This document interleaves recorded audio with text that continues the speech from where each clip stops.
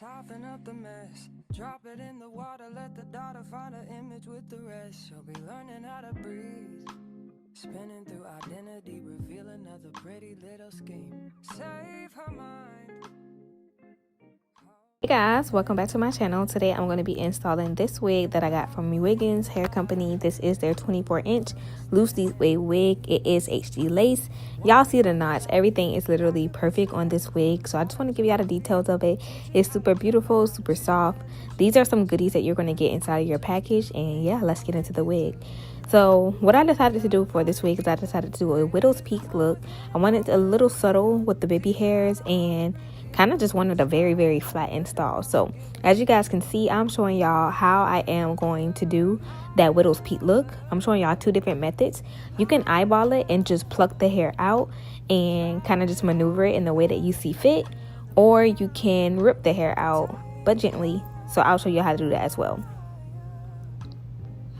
I went ahead in with the wax stick because I feel like that is just perfect to get the wig super duper flat. That's one thing I really wanted to achieve for this install. I wanted it to look as if I am growing hair out of my scalp. That's exactly what I wanted, and I believe that I achieved that with this look. When it comes down to getting your wig super duper flat, you want to take your time, you want to be patient. There's no rush at all. So now I'm showing you guys how I kind of go in with the C motion, and I'm carving out this hair so that I can pull this hair from the lace and it will automatically create that widow's peak look. I still decided to go in with my tweezers and pluck away some hairs that I might have not got when I ripped the hair out. But yeah, you just want to go in gently. And this whole entire process, y'all, when it comes down to getting a slate install and just an install that is super perfect and sleek and just looks very polished and styled, you want to take your time. So now I'm going in with my Ruby Kisses cream foundation. She's a staple in my routine. I've literally been using her for years. This is the shade 11. And I would say, if you guys don't know color theory, or if you have a hard time matching your cream foundation to your client's skin tone or your skin tone, definitely let me know down below, and I will definitely make another video on color theory, how to match it to your skin, your client's skin complexion, your skin complexion, as well as the undertone. So now I'm just sizing up this wig. I'm seeing how it's going to look on me, where exactly I need to place it, and then I'm going in with my bolt hold lace glue. How did I forget that? Yeah, so this is the lace glue that I've used this install. If you watch my videos, you know I usually use the Erica J Hold Me Down, but this is the one that I decided to go in for this install. No specific reason. I feel like both glues are amazing. I've been using both glues for years. But yeah, I'm getting ready to put that cream foundation on the lace of the wig as well. You want to make sure that you get it in good. Like, you don't want to be, just not something that you're going to be gentle on. You want to make sure that that cream foundation is pressed into the lace. And then of course, you know, you want to go in and you want to place your wig, and of course you want to just place it maybe like a half an inch in front of your ball cap. But you don't want to place it too far. I think maybe like a 1/4 inch is probably better. You just want to place it right in front of your lace cap. And now I'm going in. I'm super nervous because, hey, this thing is very hot. But I'm going in with my hot comb that I absolutely love. And y'all, this is the key to a flat install.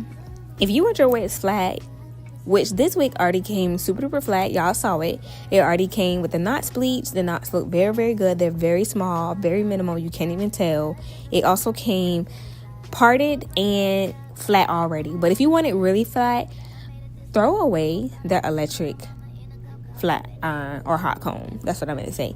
Throw away the electric hot comb. You need a stove iron. If you don't know how to use it, I don't know what to tell you, sis. I'm gonna need you to practice. I'm gonna need you to try. But that's how your wig is gonna get super duper flat.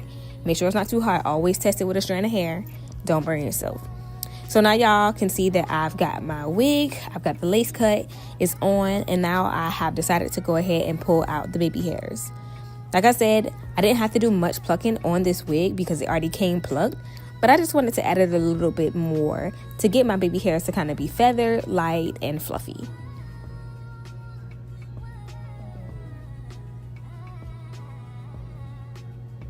If your baby hairs are looking like they're a little bit too thick, just thin them out the same way that you would thin out the lace if you were plucking it.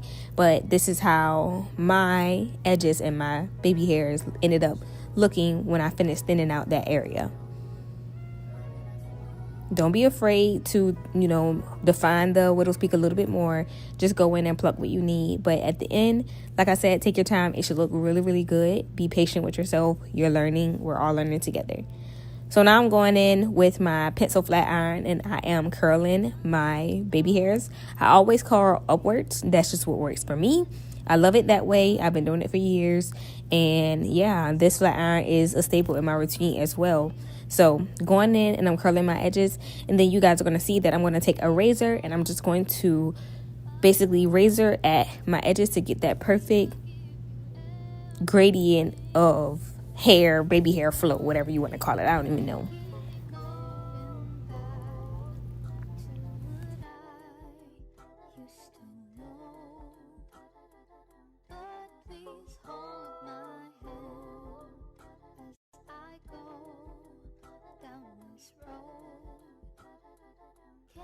So now we're moving on to the baby hairs, and lately I have just been loving the fluffy baby hair look, and you want to achieve that with foam. That's the only way that you're going to achieve the fluffy baby hair look. I know some people may be like, oh yeah, I'm tired of the crunchy edges and everything like that. Look, don't come for the firm edges, because there's a lot of girlies out there who don't know how to do the edges, and the firmer edges definitely help their install look more polished and last a lot longer.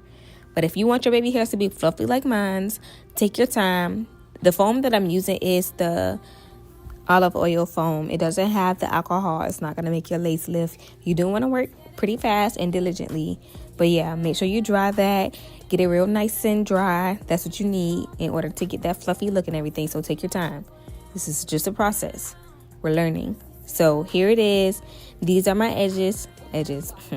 These are my baby hairs after I have taken off the band, and I am just deciding to run through the baby hairs with my edge brush. And now I'm taking my razor brush.